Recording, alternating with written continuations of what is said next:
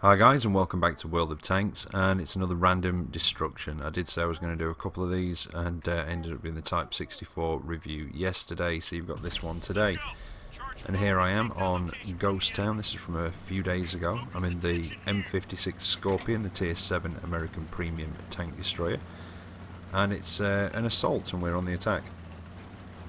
Now, quite an unusual little tank destroyer this. It's got a 90mm gun, 7.69 rounds a minute, 219 penetration, which is really quite good, and 240 damage. A lot of stuff down at tier 7 with this 90mm doesn't tend to have quite as high a pen as that. It's got 40 degree hull traverse, although the gun traverse is very slow at 12 degrees, and even though it looks like a traversable turret, it's not. It is basically just a gun with a gun shield. Armour wise, well, you only have 1mm of armour all over the tank, all round. That's it, 1mm. So yeah, you're gonna get hit, you're gonna get penetrated. But it's got very good gun depression, and when you're poking up over ridge lines and hills, you basically just expose your gun and the gun shield a lot of the time. And well, one side of the gun shield's got a big hole in it which can be shot through, so it's not too bad. If you keep it at a distance, you can get away with that. It's fairly nippy as well at 45 kilometers an hour. Now, before we get into the action's already really sort of started. For those of you that saw my earlier video, at the time of recording, the Legion 59 pattern was shown as having 173mm of penetration, and that was in the Rare Tank Spotlight, in the newsfeed, in the console launch screen, over on the right hand side. So, but then that seems to have been a typo, because that has now changed to 190mm of penetration. So yeah, like I say, it was showing as 173, it's now 190. You could probably make that work in tier 9. Well, the normal Pershing, which is tier 8, gets 190mm penetration. So that's, that ease up to tier 10. So obviously you can make it work. So that having been said, the other thing is that in the video that I made earlier, I'm not sure if I made myself entirely clear or explained myself properly. My main problem with the pricing and the packages is the bundling and the way that the discounts are sort of portrayed and advertised, because they're not entirely discounts. I'm not going to get into it all now, I did go into it there, but it's the way that they bundle everything up together with it, and then basically work it out as though you've paid gold for everything, converted gold to buy the equipment, etc, etc, and then put the discount on that. And it's quite misleading, because a lot of the time you're not actually saving any money, because half the stuff you can just earn with silver anyway. So it's, yeah, that's smart, but I'm not getting into it now. Like I say, I did a video about it earlier, but that is my issue. It's the way the discounts are sort of advertised and what have you, and this bundling of, like with the black tanks, although it was very, very, it was a lot cheaper for the mega pack than it was to buy all the tech tree versions, never mind the black ones, separately. It was still the fact that you had to buy that pack if you wanted that British heavy tank. Same with the monster tanks, you couldn't get the Gorinich any other way, apart from buying the biggest pack. And it's little things like that, but enough. Anyway, right, I've worked this corner over in the Scorpion. I've got 4 kills, 10 penetrations, and it is quite a natty little tank destroyer, this. Like I say, it nips along, it's alright. It's not very good reverse. I think it's only something like 12 kilometers, but if you use the terrain properly, because it is low, it's small, and you use just a small bump like this where you just poke up and try and show only your gun and your gun shield, they're going to have a hard time hitting you. But I would recommend getting armourer on this, because you do tend to get your gun knocked out a lot, because that is basically all you show as you're popping up over the ridgelines. There you go. And in the late half of the match, you can actually afford to go in on lone tanks if you can sneak up on them. So get around behind them and pop one into the backside. But it came top of the tier in that, top of the table in that one. But it was a tier 7 match. But yeah, I do quite like the Scorpion. I don't take it out as much as I should do. It can be quite a fun tank. It can be frustrating, but it can be very fun. But it, it doesn't get preferential matchmaking, but it's a bit like the CDC in the respect that its armour's that bad, it doesn't matter what's shooting back at you, it's going to have the same effect. Whether it's to be honest with that, whether it's a tier 1 or a tier 9, it doesn't really make much difference. Right, here we are for the second of the replays, and it's Myorovanka. It's a standard battle, and I think it's a tier 6 match. In fact, I'm pretty sure it's a tier 6 match, and I'm in the tier 6 Russian medium tank, the T-34-88, which is essentially a T-34-85, but with a captured German short 88 on it. So you've got a decent rate of fire, 9.52 rounds a minute, 132 pen and 220 average damage. It's got 90 on the front of the turret, that's armour wise, sorry, 75 on the sides, 52 on the rear. Fairly decent traverse. I mean, it is basically a T-34-85 just with a different gun. But like I say, 95mm on the front of the turret, 75 on the sides, 52 on the rear, 45 on the front and sides of the hull, and 40 on the rear. And this is a dual nation crew trainer, Russian and German, and it gets 50% XP bonus and 20% crew XP bonus as well. And I do like this tank. I like this gun on this tank. I think it works very well. It's quite a nippy little fast flanking medium. Now I've come down to the forest, and I've ended up pretty much on my own down here. I'm just going to put a couple of pot shots out.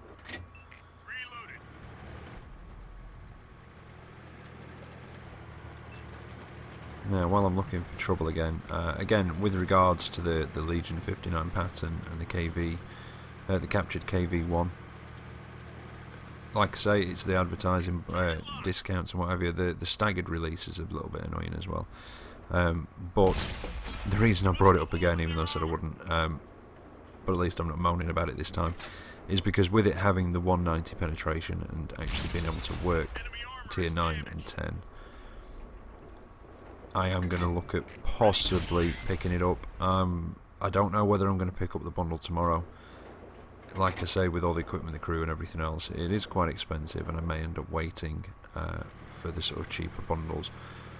But we'll have to see, because that was a bit of an issue with the 59 pattern, was the, like I say, that low penetration, but with that being a bit of a typo mistake from Wargaming, at 190 it is a bit different.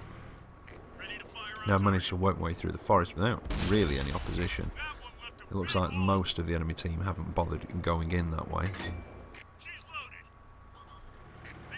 I keep getting spotted. Now, you'll notice I've not got Sixth Sense, and that's because, well, this is a crew trainer really. I don't have a set crew for this.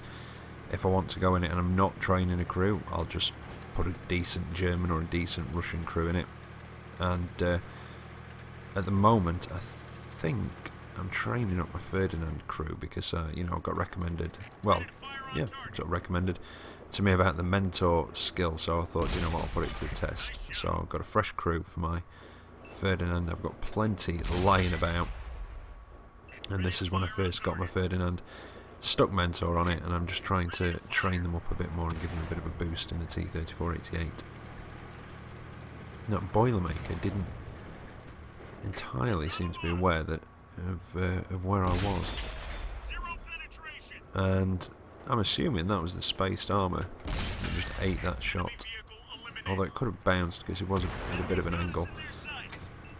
Art is having a bit of a go. I think he can sense that I'm on the way to try and take him down.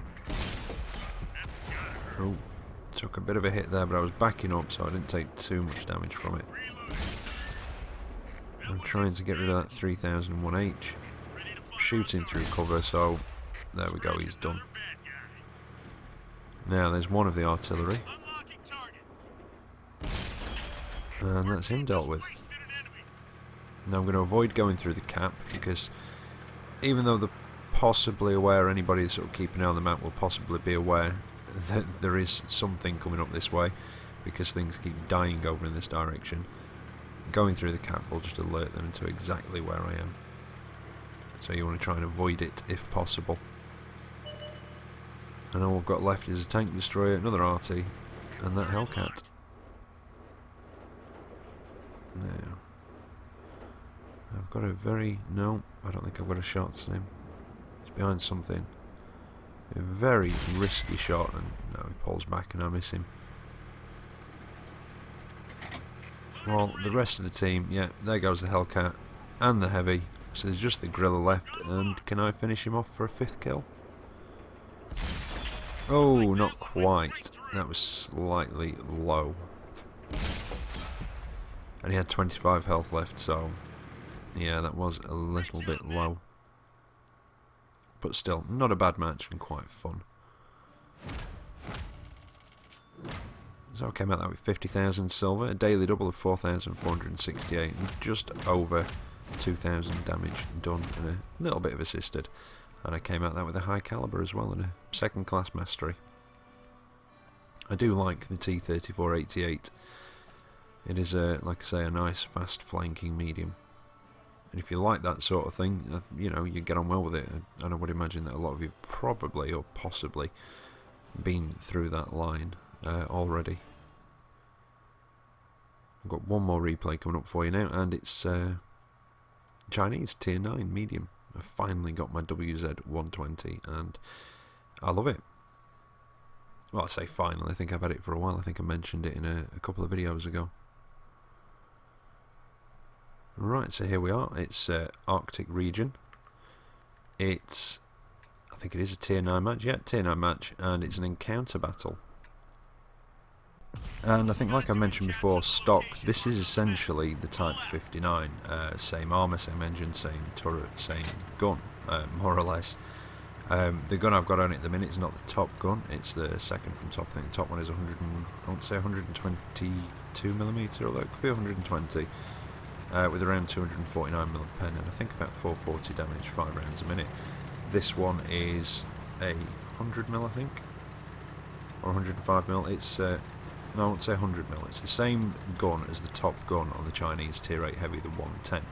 And it's on this, it's got 7.32 rounds a minute, I believe it is, 215mm of penetration and 320 average damage. And it's quite a nice gun to have on a medium like this. It's got quite a bit of armour, decent brawler, and with that it's got a very decent sort of rate of fire. And in general is very comparable to the T-54 with its top gun.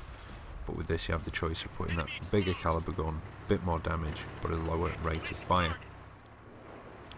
The turret armour, I think, is something like this. I think this turret I've got on is 220 on the front, 160 on the sides, and I think it's around 60 or 65 on the rear. And the hull armour, well, it's the same as the Type 59, 100 on the front, 80 on the sides, 45 on the rear. And it's well, it's just a nice mobile medium, quite versatile, a bit like Type 59. And like I say, with this gun, it can serve in support. It can serve as a sort of frontline brawler. It can serve as a sort of fast flanking tank. And I've had a couple of games in this today, not loads, probably, you know, maybe 3 or 4, and I've had some quite good luck brawling in it actually. I don't think I do any brawling in this match, but I have had some good brawls in this. I went up against an E75 earlier that came round the corner feeling very, very confident, and on quite a lot of health, not quite full but nearly, and ended up going back to the garage. So I was quite pleased with myself after that one. Now we've made a fairly aggressive push onto this corner, normally starting up at the western side. I don't normally get this far round onto this corner. I'm normally back at sort of B4, up on that slightly higher bit. But this is a fairly low profile tank, and where I am now, well, I'm not showing anything apart from a turret really for them to shoot at, and if I keep moving they can't really get my commander's hatches very easily. They have damaged my gun though, but I'm just going to keep moving back and forwards. I'd been keeping an eye on that T10 that's just died over in those rocks, but now I'm going to start putting some shots. Well, I'm going to try and put some shots into that T34.